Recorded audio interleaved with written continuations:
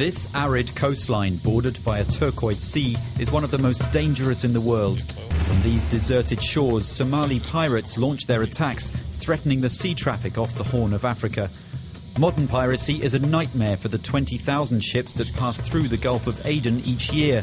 The passage, part of a major sea route between Asia and Europe, is an unavoidable stretch of water for world trade.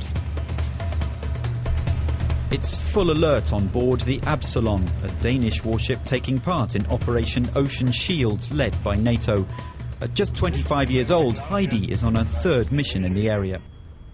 I just have to make sure that no ships are sailing towards us, or if I see anything suspicious, any small boats, anything like that. So I just have to make sure that we're sailing the right way, and the other ships are sailing the right way as well. There's a lot of waters down here, so you can't be everywhere. Still, the Absalon has been able to intervene rapidly on several occasions, like here when a Slovenian cargo ship sent out a distress call after being boarded by pirates. The Absalon Special Forces scaled the 30,000-ton cargo ship, sailing pilotless at full speed. In the space of a few minutes, they gained control of the ship. The pirates fled.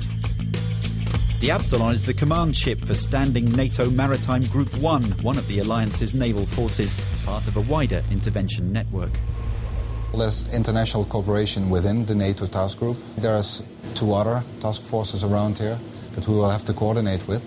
And there's countries involved here that do not belong to a specific task group, but they are involved in counter-piracy, and we need to coordinate actions with them as well.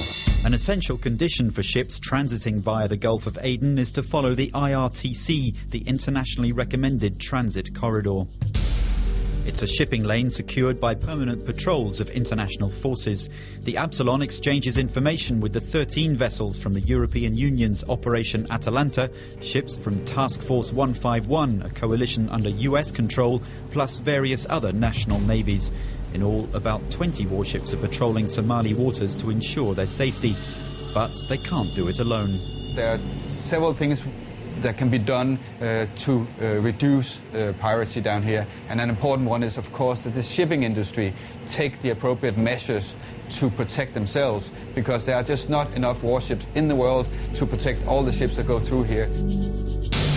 Prevention and passive defence measures that the crew of the Otina oil tanker has fully adopted. It's the ship's third trip in the area. Before arriving this area, we have briefed all the crew. We have done a security drill. We keep all our doors locked. We keep extra lookouts. We get night vision binoculars.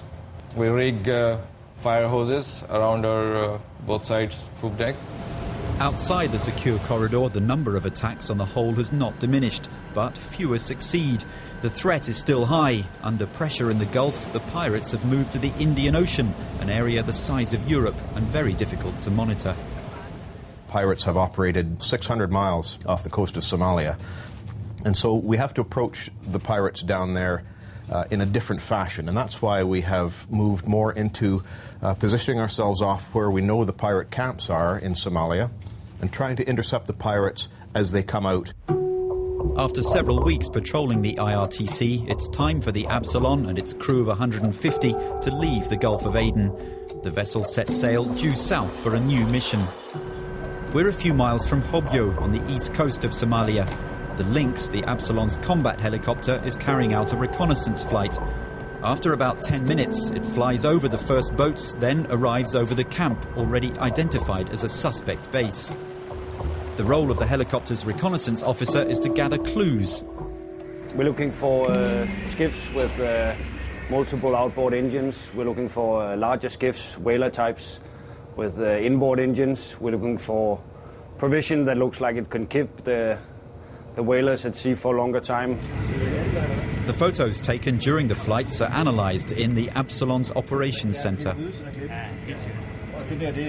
We see here a lot of fishing boats, and we have different kind of vehicles around the area here, and also we have men We can see if the men carry weapons, and also we can see what they are building up of stockpiles, fuel, outboard engines, and are they preparing to go to sea.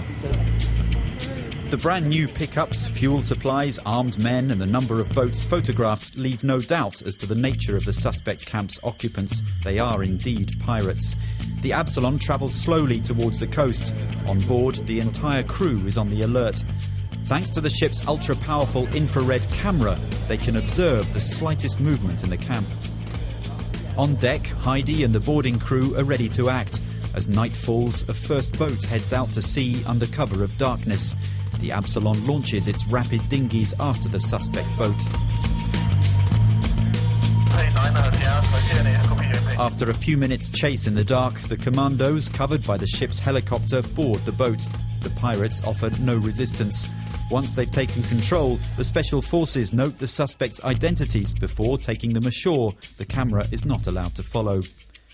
The boat they've seized is a mother skiff, a 12-metre whaleboat loaded with enough supplies to enable pirates to remain at sea for several days or even weeks. The task for the Absalon's explosives team is to destroy the boat entirely. 3, 2, 1.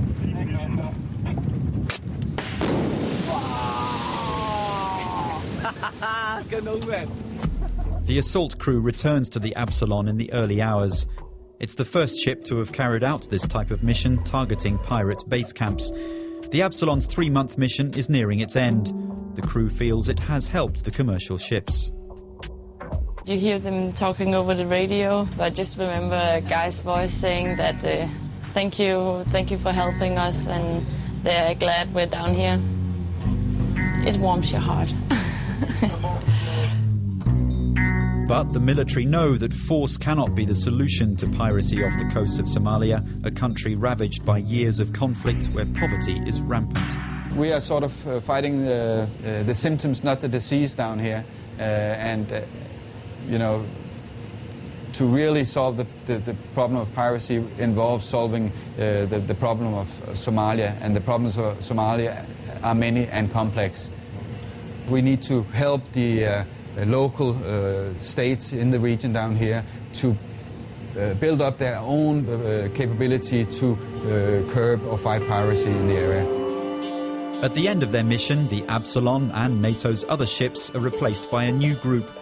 As long as little progress is made on shore, its presence is likely to stay to try to ensure stability in this troubled region.